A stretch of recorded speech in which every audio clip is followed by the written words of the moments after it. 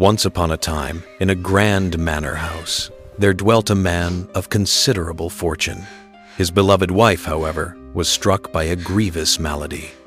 When her spirit felt its earthly tether growing frail, she summoned her only daughter, a maiden named Cinderella, to her bedside.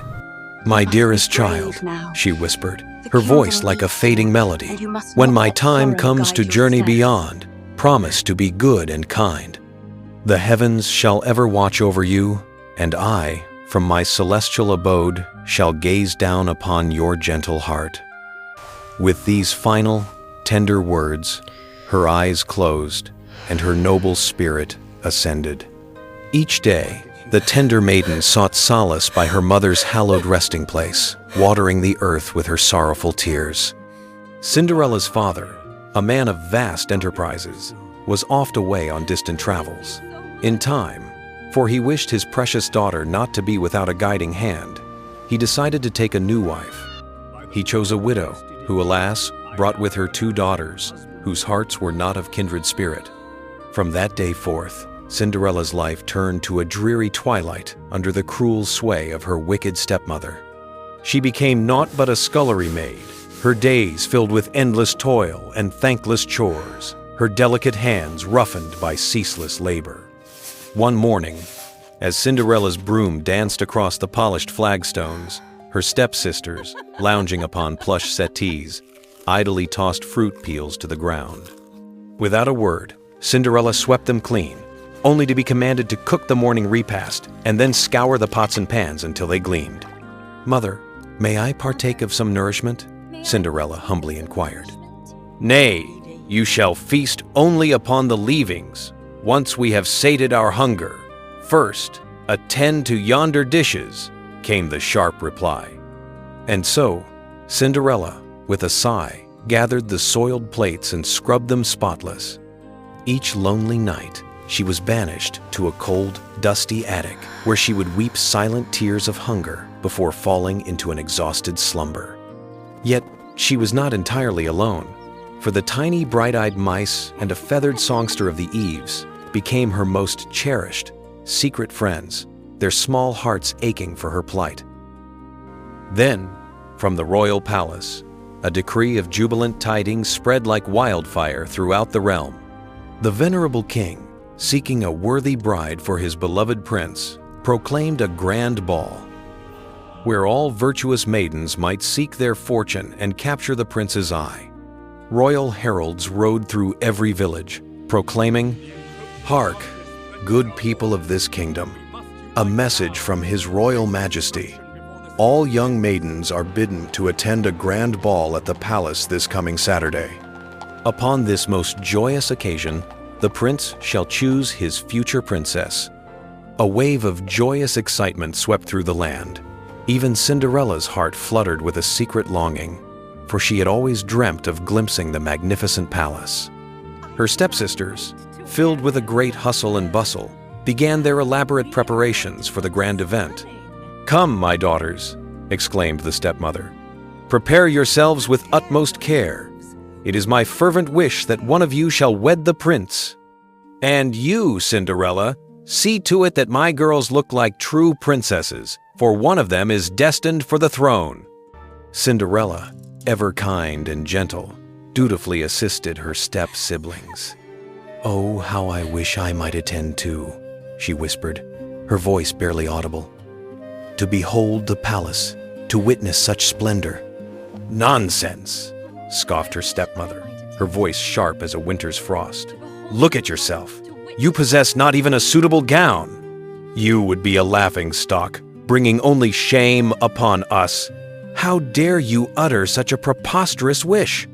And with that, the stepmother and her 2 daughters departed for the grand ball, leaving Cinderella utterly alone, her heart heavy with sorrow. Her tears flowed like a crystal stream. Then, a spark of memory ignited within her. Her mother's wedding gown, frail and tattered, hidden away. With nimble fingers and the eager assistance of her tiny companions, she began to mend the delicate fabric. "Alas," she sighed, "this will take an age, and by then, the revels will surely be over." Suddenly, a shimmer of starlight filled the dusty attic, and a kindly fairy godmother materialized. "Weep not, my sweet child," she cooed, her voice like wind chimes. "I shall send you to the ball." Who are you?" gasped Cinderella. "And how can this be? My gown is but rags, and I possess no raiment for such a grand affair." "Fret not, dear heart," the godmother chuckled. With a wave of her wand and a whispered enchantment, "Jilly Gilly Boo," Cinderella's tattered clothes transformed into a gown of ethereal beauty, shimmering like moonlight on water. Her excited mice friends, capering upon a humble pumpkin, watched as the fairy godmother uttered another spell, "Jilly Gilly Boo," and the pumpkin swelled into a magnificent gilded carriage. The tiny mice, with a twinkle of magic, became 4 splendid steeds, ready to draw her forth. "But remember, my child," cautioned the godmother, "this enchantment shall fade with the 12th stroke of midnight. You must return home before then." "Oh yes, godmother, I promise," Cinderella vowed. With a grateful wave, she stepped into her wondrous carriage and set off for the ball. As she glided into the ballroom, a hush fell over the assembled guests. All heads turned, captivated by her radiant grace. Even her stepsisters and stepmother failed to pierce her disguise, marveling at the unknown beauty. "How exquisitely beautiful she is!" whispers rippled through the hall. The handsome prince, his eyes falling upon her, was struck by her singular beauty and fell instantly in love. He approached her, his voice gentle and warm. "Fair lady, may I have the honor and pleasure of this dance?" "Yes, of course, my lord," Cinderella replied, her heart aflutter. Cinderella danced the night away with the prince, lost in a dream, forgetting all sense of time.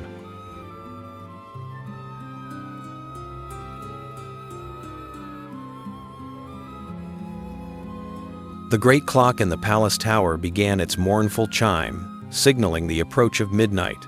Suddenly, the godmother's warning echoed in her mind. Her eyes darted to the clock's face. "Oh, I must depart at once!" With a gasp, she fled from the ballroom, her shimmering gown flowing behind her. As she descended the grand staircase, one of her delicate glass slippers slipped from her foot and remained upon the steps. The prince, bewildered by her sudden flight, quickly retrieved the precious shoe. Why did she flee? I must find her! Outside, the 12th stroke of midnight rang out. Her magnificent carriage instantly reverted to a humble pumpkin, and her grand steeds to tiny mice. Taking a shortcut through the winding palace gardens, Cinderella ran as fast as her feet could carry her. "I shall find her," the prince declared, clutching the slipper. "Even if I must search every corner of this kingdom, I must meet that girl again." He dispatched his royal men to search for the mysterious maiden. They traversed the land, going door to door, presenting the magical slipper to every eligible maiden. Each girl attempted to try on the shoe, but alas, it fit no one. Finally, their quest led them to Cinderella's very own house. "Welcome, my lord," curtsied the stepmother. "My 2 daughters were indeed at the ball last night. Fetch them at once. They must try this slipper. We seek the maiden who wore it." "Oh, surely one of my daughters must be the one," the stepmother declared, summoning them. The stepsisters, with much huffing and puffing, tried to force their feet into the delicate shoe, but to no avail, for it was too small.